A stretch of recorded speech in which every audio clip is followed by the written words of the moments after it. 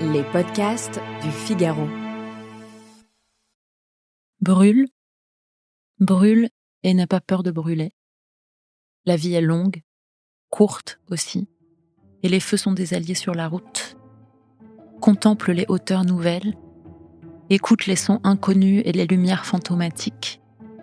Brûle la terre et le ciel et la nuit et le jour aussi, pour découvrir ce qui se cache sous les choses.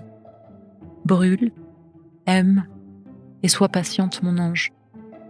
J'ai cousu des armes au revers de ta chemise, des armes muettes qui agissent comme des capteurs de feu, déposées un jour de tempête. De grands trésors sont à même la tristesse pour qui sait chercher. Embrasse la nuit et tu verras naître l'aube entre tes bras, l'azur et les premiers cris des oiseaux. Bonjour et bienvenue dans le podcast Le Moment des livres. Vous venez d'écouter un poème de Vivante de Clara Isé publié chez Segers. Je m'appelle Alice Develay et aujourd'hui je suis avec l'auteur de ce recueil. Bonjour Clara Isé. Bonjour. Vous publiez Vivante, un recueil de poésie magnifique. D'abord, il y a ce rouge, couleur sanguine, liquide.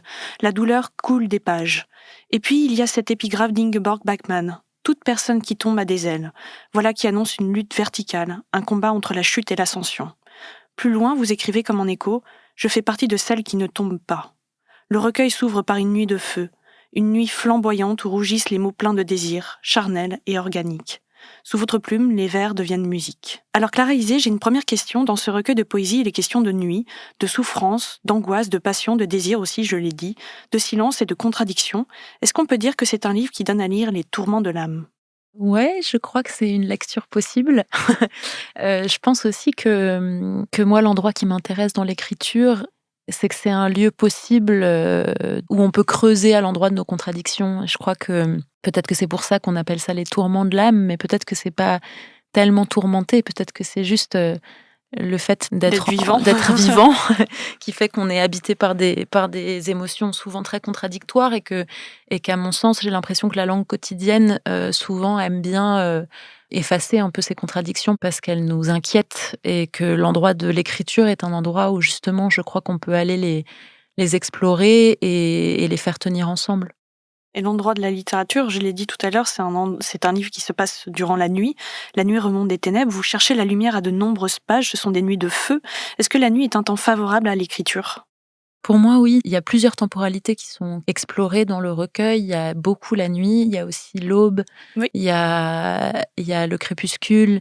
Je pense que c'est toujours des moments de bascule. Des moments d'entre-deux, on ne sait pas trop si on est entre le jour exactement. ou la nuit. Et pareil, du coup, je pense que c'est aussi un endroit où je pense qu'on visualise la contradiction aussi et on visualise les opposés qui cohabitent pendant quelques heures, quoi, au moment du lever du jour et de la tombée de la nuit. J'ai assez peur de la nuit.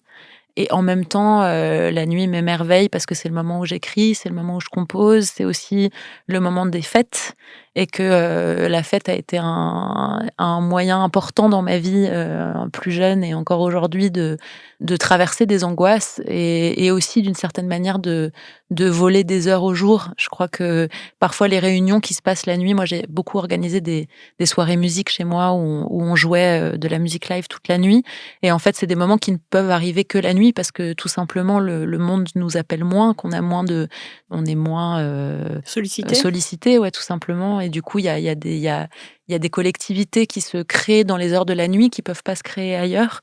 Et je crois que c'est des collectivités auxquelles je crois parce que il y a une spontanéité à ce moment-là qui est peut-être un peu plus grande. Et oui, et puis après, comme c'est aussi un endroit un peu d'angoisse la nuit pour moi, c'est aussi, je pense qu'on écrit assez bien avec l'angoisse et que la nuit, elle a toutes ces couleurs-là pour moi. Alors vous êtes plutôt un oiseau de jour ou un oiseau de nuit ? Plutôt un oiseau de nuit, je dois dire. Mais je dors assez peu. Donc, vous êtes insomniaque ? Un peu des deux, ouais. D'accord.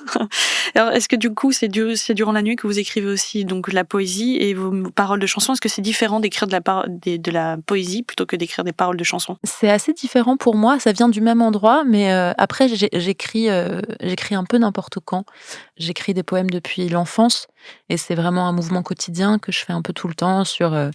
Je tiens d'ailleurs à ce que ce soit, j'écris un peu n'importe où, n'importe quand sur des sur ce que j'ai à portée de main, sur des téléphones, des ordis, des carnets, selon ce qui est là, quoi. Et donc du coup, ça fait vraiment partie d'un mouvement quotidien. Ce recueil-là, c'est des textes que j'ai choisis. Ça remonte de mes 19-20 ans jusqu'à j'ai 31 ans aujourd'hui, jusqu'à mes 31. J'ai choisi parmi beaucoup plus de textes, ces textes-là pour constituer ce recueil et Donc il y a d'autres textes plus ailleurs dans les oui, tiroirs. absolument, il y en a beaucoup. Mais voilà, pour moi, là, je dirais que la vraie différence qu'il y a à mon endroit entre l'écriture de la poésie et l'écriture de la musique ou de la chanson, c'est que quand j'écris une chanson, je me mets toujours au piano ou à la guitare. C'est presque la musique qui vient en premier et des bribes de paroles qui viennent. Et ensuite, je finis vraiment de composer la musique et je retravaille le texte. Et en fait, je fais ça parce que je trouve que la musique a un langage émotionnel déjà très fort. Et donc, du coup, j'ai l'impression que dans les chansons qui m'intéressent, en tout cas celles où je trouve que d'un coup l'alchimie marche, c'est quand quelque part j'essaye en tout cas de laisser de l'espace dans la parole pour que la musique s'engouffre et qu'il y ait cette rencontre-là entre les deux. Et je dirais que dans l'écriture de la poésie, j'ai l'impression que je travaille beaucoup plus avec le silence et que ce que j'essaye d'aller creuser, c'est plutôt l'endroit du silence. J'ai lu que vous étiez aussi inspiré par beaucoup de poètes. Donc j'ai lu les noms de d'Ingeborg Bachmann, de Marina Tsvetaeva, de René Char et de Fernando Pessoa. Est-ce qui vous ont inspiré dans ce livre? Ah bah oui, dans le sens où que ce soit Bachmann, Tsvetaeva, Akhmatova, Pessoa évidemment, Bukowski aussi, aujourd'hui Angelica Lidl, c'est des auteurs et autrices qui m'ont beaucoup portée, qui m'ont donné beaucoup de force dans la vie, de courage quand j'en manquais. Et puis je pense que notre écriture, c'est la même façon d'ailleurs, la même chose que le chant. Je dirais que notre écriture, elle est traversée par tout ce qu'on a vécu. Et je pense que la part intéressante de l'écriture, c'est la part qui nous échappe, et donc c'est la part inconsciente. Et je pense que tout ce qui nous a ému fort dans notre vie nous constitue et vient se loger justement à des endroits peut-être qu'on conscientise pas, mais qui nous agissent, quoi. Et on l'a dit, ou du moins on l'a compris, vous êtes auteur, compositrice, interprète. Est-ce que des admirateurs qui écoutent votre musique vous ont dit que la lecture de votre ouvrage leur avait permis d'apprécier la poésie? Est-ce que vous les avez amenés à découvrir des poètes? Eh ben oui, à une signature qu'on a faite il y a quelques semaines. Il y a une dame qui est venue me voir comme ça et qui m'a dit qu'elle avait jamais lu de la poésie avant d'ouvrir ce recueil et que Ça ça devait lui être très avait touchant. donné super envie. Ouais, ça m'a hyper émue et même, à titre, plus de personnes plus proches, mon père pareil, ça m'a hyper touchée aussi. C'est quelqu'un qui lit, mais il lit pas du tout de poésie et du coup, je l'ai vu commencer à racheter des recueils et ça m'a vachement touchée. Les livres de poésie sur la douleur, sur la passion et le corps, la littérature en est pétrie. Alors quel livre illustre pour vous le désir? Le premier qui me vient comme ça, ce serait «Sous le volcan» de Malcolm Lowry, qui est un texte qui est vraiment sur la passion, sur le désir, mais j'aimerais ne pas répondre ça parce que c'est vraiment aussi sur la passion destructrice et sur le rapport au désir dans ce qu'il a de trouble et dans ce qu'il a de tragique. Mais je crois que ce qui m'intéresse aussi dans «Sous le volcan» de Malcolm Lowry, c'est qu'il y a l'idée du désir comme de destin, quoi, et que ce qu'on appelle souvent le destin et qui serait quelque chose d'un peu ésotérique et déjà écrit, en fait, à l'intérieur de l'œuvre de Malcolm Lowry, on se rend compte qu'il y a une alliance complète en fait entre l'idée de destin et l'idée de désir et que en fait le destin n'est que le regard qu'on porte au final sur l'actualisation d'un désir et sur l'actualisation d'un désir inconscient qui traverse, qui meut le personnage et qui fait que en l'occurrence, mais il peut y avoir des fins plus heureuses, mais que en l'occurrence chez Malcolm Lowry et dans Sous le volcan qui amène les personnages à la destruction. Et en même temps, c'est très beau parce que c'est une écriture moi, j'ai mis du temps à rentrer dans Malcolm Lowry, alors que maintenant, c'est un des textes, je crois, assez fondamental pour moi, un fondateur en tout cas. Mais j'ai mis du temps à rentrer dedans parce que c'est une écriture où il faut lâcher prise justement sur une part de pensée logique pour pouvoir rentrer vraiment dedans. Et je pense que c'est aussi ce qui fait qu'on est très en lien et qu'on est très connecté à l'intérieur de l'écriture au rapport très pulsionnel et désirant du personnage principal. Quel livre vous a fait aimer lire? Il y en a plein.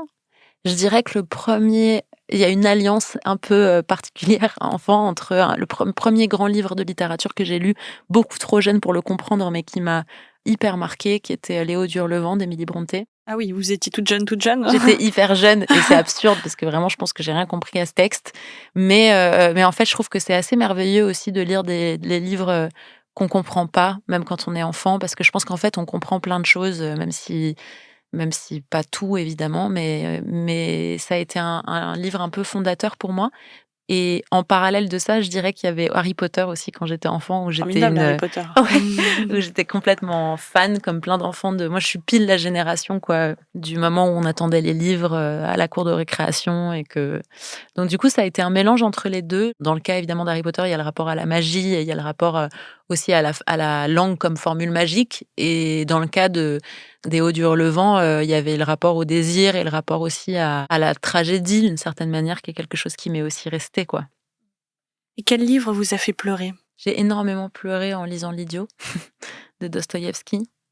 Je pense que j'ai pleuré parce que il y a un rapport c'est une figure christique évidemment, l'idiot, mais il y a un rapport à la pureté d'une certaine manière, enfin la pureté dans le sens à l'innocence qui est poussée à l'extrême dans ce personnage-là, et du coup la fin du livre m'a fait énormément pleurer. On va pas trop la révéler. Non.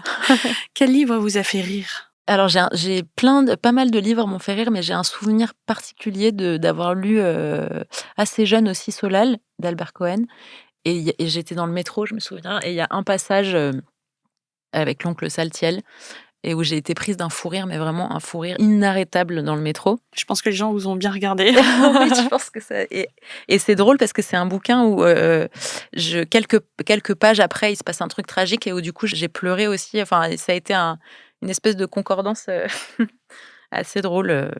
Ouais, je pense pour les gens qui m'entouraient.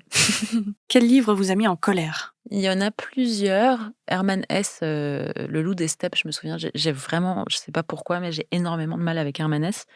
Et j'ai plein d'amis qui adorent, et donc je comprends pas pourquoi je supporte pas comme ça, mais Le loup des steppes, c'était physique, quoi. J'avais énormément de mal avec cette écriture-là. Je trouve qu'il y avait quelque chose que je trouvais, en tout cas à l'époque, vraiment, pardon pour ceux qui adorent, et je pense que c'est un grand texte par ailleurs, j'en suis sûre, mais je trouvais qu'il y avait quelque chose d'assez poseur qui fait que ça me laissait vraiment de côté, et je me souviens d'avoir éprouvé de la colère. Et sinon, je sais que j'ai aussi éprouvé beaucoup de colère en lisant Sous le volcan, qui reste un texte que j'adule, quoi, mais la fin de Sous le volcan, que du coup je ne divulguerai pas non plus, mais la fin de Sous le volcan m'a mis vraiment en colère, à tel point que j'ai fermé le livre, je me souviens, en me disant vraiment je déteste ce bouquin.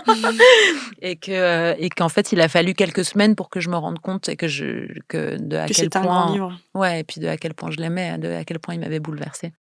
J'ai une dernière question. Quel livre aimez-vous offrir ? J'adore offrir Fureur et mystère de René Char. C'est vraiment un des recueils qui m'a beaucoup marqué de Char, et aussi parce que c'est comme un peu des petits talismans qu'on peut aller piocher, donc j'ai l'impression que ça laisse très libre le lecteur, comme souvent la poésie. Donc j'aime bien offrir ça. J'aime bien offrir le petit texte aussi de Lorca sur Jeux et théorie du duende. J'aime bien offrir Bachmann aussi. Souvent de la poésie, en fait, ou alors des courts essais. Ça vous permet de tester vos amis avec ça. C'est comme ma façon à moi, par le livre, d'offrir de la musique, je dirais. Je rappelle que vous êtes l'auteur de Vivante, publié chez Segers. Merci Clara Isé. Merci à vous. Merci d'avoir écouté ce podcast. Je m'appelle Alice Develay et je suis journaliste au Figaro littéraire. Vous pouvez retrouver le moment des livres sur Figaro Radio, le site du Figaro et les plateformes d'écoute. Si vous avez aimé cet épisode, n'hésitez pas à vous abonner et à laisser votre avis en commentaire. À bientôt.